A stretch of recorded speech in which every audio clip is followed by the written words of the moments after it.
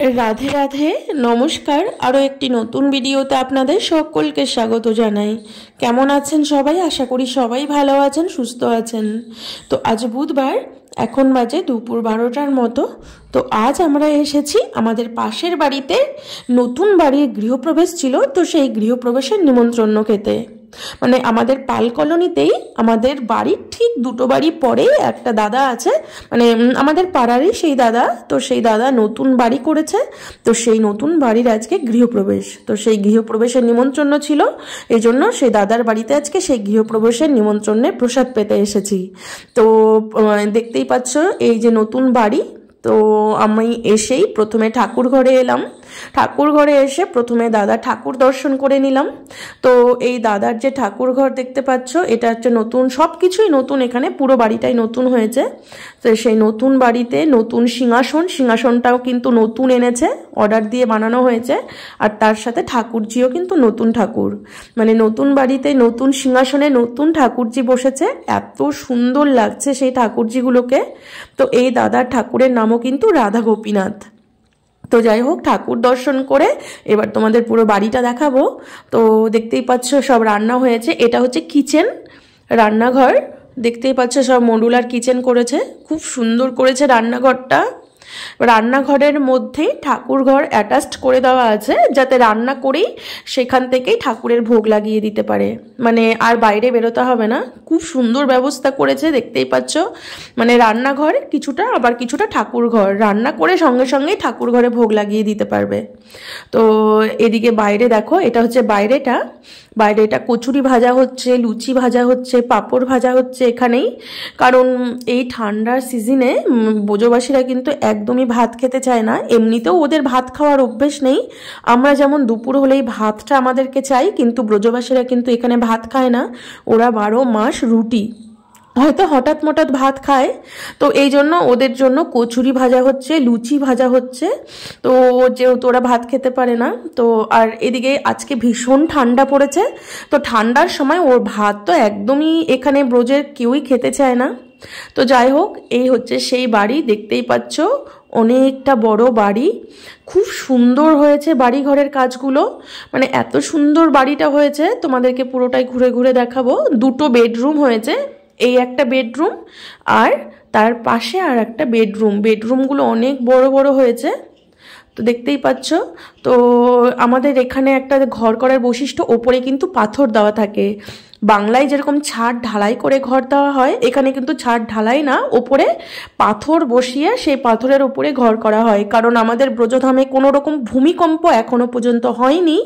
তো ভূমিকম্প না হওয়ার কারণে কিন্তু এখানে বেশিরভাগ বাড়ি পাথরের ওপরেই করা হয়। দেখতেই পাচ্ছ, এটা ঠাকুর ঘরের মধ্যেই রান্নাঘর অ্যাটাচড, আর তার সাথে 2টো বেডরুম, আর তার সাথে অ্যাটাচড বাথরুম আছে। তো খুব সুন্দর বাড়িটা হয়েছে।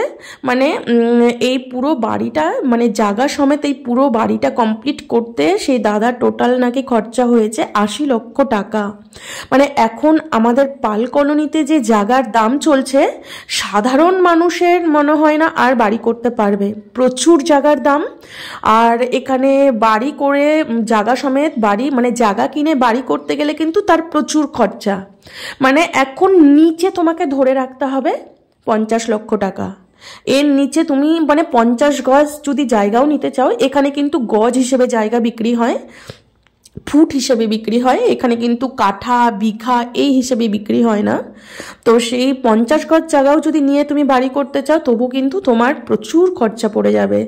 আর যদিও বা পাল কলোনিতে কিন্তু এখন প্লট নেই, জায়গা নেই, তো এই দাদার জায়গা আগে কেনা ছিল, তো সেই জায়গাতেই এখন বাড়ি হয়েছে।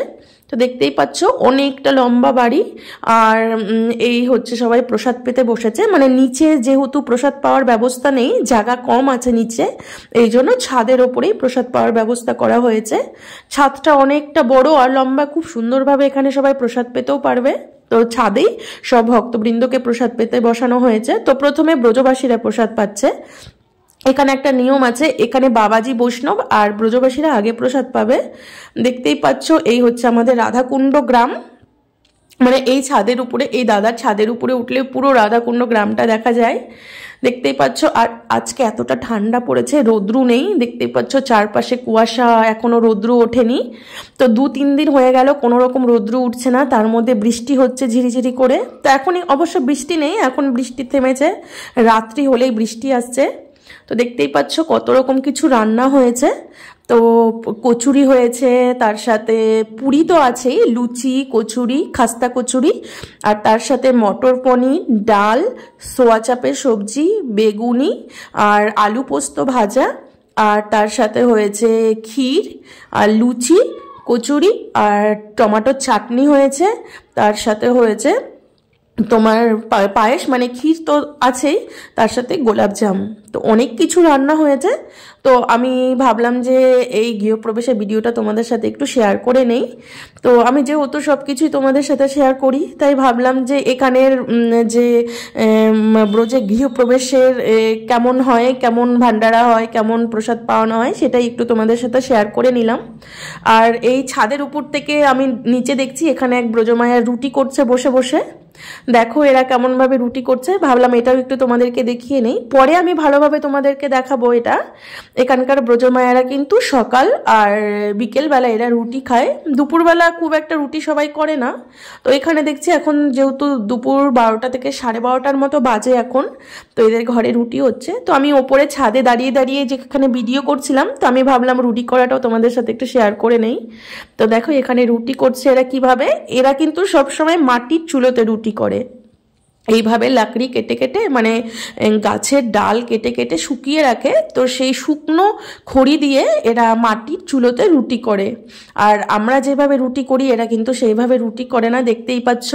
এরা রুটিটাকে হাত দিয়ে আমরা যেরকম বেলনাতে বেলে রুটি ভাজি, এরা কিন্তু বেলনাতে বেলবে না, হাতেই রুটিটাকে থাপ থাপ করে সেই রুটিটাকে বড় করে এইভাবে একটা তাওয়ার উপরে রুটিটাকে ভেজে আখার ভিতরে দিয়ে সেই রুটিটাকে ফুলবে।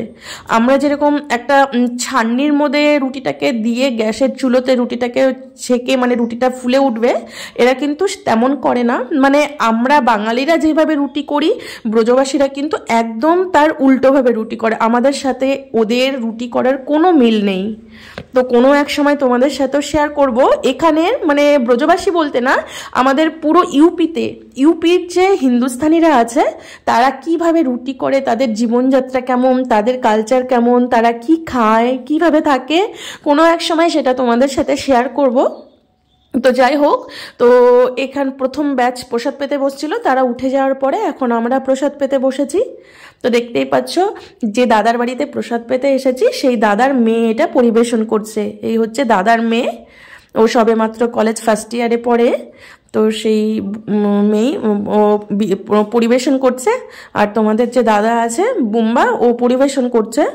তো আমি প্রসাদ পেতে বসে গেছি, ওকে বললাম, ও বললো না আমি পরিবেশন করি তারপরে পরে প্রসাদ পাবো। তো আমাকে বললো তুমি বসে পড়ো। এই জন্য আমি আমার ছেলেকে নিয়ে আর আমার পাশের বাড়ি একটা ভাই ছিল তাকে নিয়ে আমরা 3 জনে প্রসাদ পেতে বসে গেছি। তো দেখতেই পাচ্ছ একটা জিরা রাইস করেছে, রাইসটা খুবই সুন্দর হয়েছিল। তো সেই জিরা রাইস, তার সাথে আলু পোস্ত ভাজা, বেগুনি, একটা মিক্স সবজি, মানে সব কিছু দিয়ে ফুলকপি, ক্যাপসিকাম, মূলো, তারপরে বেগুন, সব কিছু দিয়ে একটা মিক্স সবজি করেছে। তো এই মিক্স সবজিটা খুব সুন্দর হয়েছিল। আর তার সাথে করেছে মটর পনির, আর তার সাথে করেছে সোয়া চাপের সবজি, রসা, সোয়া চাপ যে হয় সেই সোয়া চাপের রসা। আর তার সাথে হয়েছে ক্ষীর মানে পায়েস, আর লুচি, কচুরি, তার সাথে চাটনি, পাঁপড়, গোলাপজাম, অনেক রকম আইটেম হয়েছিল। এত কি খাওয়া যায়? আর এখন যে ঠান্ডা, আর একটা জিনিস দেখবে ঠান্ডার মধ্যে কিন্তু বেশি ভাত খাওয়া যায় না, মানে অন্ন বেশি তেমন একটা খাওয়া যায় না। কিন্তু জিরা রাইস বানিয়েছিল যে খুবই সুন্দর হয়েছিল রান্নাগুলো, আর খেতেও খুব সুন্দর লাগছিল। আর যেহেতু ঠান্ডা কিন্তু হয়ে গেছিলো, কারণ আমাদের এখানে যেহেতু খুবই ঠান্ডা, এখন আর গরম কিচ্ছু নেই, সব কিছু ঠান্ডা হয়ে গেছে। তো ক্ষীরটাও খুব সুন্দর হয়েছে। এখানে দেখো সমস্ত রান্না কিন্তু বাঙালি স্টাইলে হয় না, এখানে সব ব্রজবাসীরা রান্না করে। তো ব্রজবাসীদের রান্না কিন্তু আমাদের বাঙালিদের সাথে ম্যাচ করে না, ওরা আলাদা ইয়েতে রান্না করে। তো যাই হোক, রান্নাগুলো ভালো হয়েছিল, ব্রজবাসীরা রান্না করলেও রান্নাগুলো খুব সুন্দর হয়েছিল। তো সেখানে প্রসাদ পেলাম, প্রসাদ পেয়ে বাড়ি এলাম। তো বাড়ি এসে দেখছি মা আর আমার যে মাতাজি দিদি আছে, তো সেই দিদি প্রসাদ পাচ্ছে। তো আজকে আমাদের বাড়িতে বানাবে পিঠে। তো মকর সংক্রান্তির দিন পিঠে তেমন বানানো হয়নি, সেদিন একটু আমরা ব্যস্ত ছিলাম। তো আজকেই সেই পিঠে বানানো হচ্ছে। তো এদিকে দেখো দুধ বসিয়ে দেওয়া হয়েছে, 2 জায়গায় দুধ বসানো হয়েছে। তো আজকে আর ওইদিকে ও নারকেলগুলো মানে আমানি করে দিচ্ছে। তো আজকে পিঠে বানানো হবে মুগ পুলি, আর তার সাথে তোমার তেলের পিঠে, আর তার সাথে ফাটি জোড়া। তো দেখতেই পাচ্ছ নারকেলগুলো কত বড় বড়, খুব সুন্দর ছিল নারকেলগুলো। ও নারকেলগুলো ফাটিয়ে দিতে বললো মা ওকে, তো মা ও নারকেলগুলো ফাটিয়ে দিচ্ছে। তো আমি এখন নারকেলগুলো কুড়িয়ে নিব। তো আমরা যে মুগ পুলি বানাই সেটা কিন্তু নারকেল দিয়ে বানানো হয়। তো আমরা যখন বাংলায় ছিলাম তখন বাংলায় কি দেখতাম, মকর সংক্রান্তির দিন মানে পৌষ সংক্রান্তির দিন ওখানে নানা রকম পিঠে পুলি বানানো হয়, প্রত্যেক বাঙালি বাড়িতেই পিঠে পুলি বানানো হয়। তো যাই হোক, কিন্তু আমাদের ব্রজধামে বাঙালিরা পিঠে পুলি বানায় যে সবাই যে বানায় সেটা কিন্তু না, সবার মধ্যে হয়তো নিয়ম থাকে না। পৌষ সংক্রান্তির দিন এখানে বিভিন্ন মানুষ বাস করে, বিভিন্ন দেশের বিভিন্ন মানুষ বাস করে। আর এই পৌষ সংক্রান্তিটা এই মানে এই যে পিঠে পুলির উৎসবটা, এটা কিন্তু একমাত্র বাঙালিদের মধ্যেই হয়, এটা কিন্তু অন্য কোনো জাতির মধ্যেই হয় না। এখানকার ব্রজবাসীরা কিন্তু এই পিঠে পুলি বানানো ওরা জানেও না, খেতেও জানে না, ওরা বানাতেও জানে না, পিঠে পুলির নামও ওরা কোনোদিন শোনেনি। তো আমি এটা এখানে এসে এটা দেখছি, আমি ভাবতাম হয়তো এটা সবার মধ্যে এই অকেশনটা থাকে, কিন্তু না, এই পিঠে পুলি পৌষ পার্বণে এই উৎসবটা একমাত্র বাঙালিদের। তো এখানে এরা মকর সংক্রান্তির দিন কি করে, তিলের লাড্ডু, তিলের খাজা, মানে সমস্ত কিছু তিলের কিছু খাবে ওরা। মকর সংক্রান্তি তিল এদের মানে সব থেকে ফেমাস একটা খাবার, তিলের লাড্ডু, নয়তো তিলের গাজা, তিলের খজা, তারপরে তিল দিয়ে খোয়া দিয়ে তিল আর খোয়ার লাড্ডু, ওরা মকর সংক্রান্তির দিন এটা খাবে। ওরা কিন্তু পিঠে পুলি খাওয়া জানেও না, বানাতেও জানে না, করতেও জানে না। তো যাই হোক, আমরা যেহেতু বাঙালি, তো আমাদেরকে তো ঠাকুরের জন্য ভোগ লাগাতেই হয়। তো পিঠে পুলি একদিন হলেও ঠাকুরকে বানিয়ে মানে গোপীনাথকে বানিয়ে ভোগ লাগানো হয়। প্রতিদিন রোজ রোজ তো বানানো হয় না, এখন ঠান্ডা বলে একটু বানানোর চেষ্টা করছি, কারণ আমার ছোট বাচ্চা, এই বাচ্চা নিয়ে আমার কোনো কিছুই মানে বানানোর উপায় নেই, ভীষণ জ্বালাতন করে সব কাজের মধ্যে। তো তাই জন্য এই দিদিকে মানে ডেকে নিয়েছি বাড়িতে, কারণ বাচ্চা একজন সামলালে কি হয়, আমরা সবাই মিলে কাজ করতে পারি। তো যাই হোক, তো এখানে প্রথমে মুগ পুলি পিঠে বানানো হবে। তো এই পিঠে বানানোর জন্য নারকেলের পুরটাকে বানিয়ে নেওয়া হয়েছে, বানিয়ে নিয়ে আর মুগ ডালের সঙ্গে আমরা কিন্তু আটা দিয়ে পিঠে বানাচ্ছি, চালের গুঁড়ি দিয়ে না। আর 1 নম্বর কথা, এখানে চালের গুঁড়ি মানে সবসময় যে এখানে তো ঢেকি বলতে নেই, এখানে তো এখন ম্যাক্সিতেই চালের গুঁড়ি করা হয়, কিন্তু কদিন থেকে রোদ্রুই উঠছে না যে চালের গুঁড়ি করা হবে।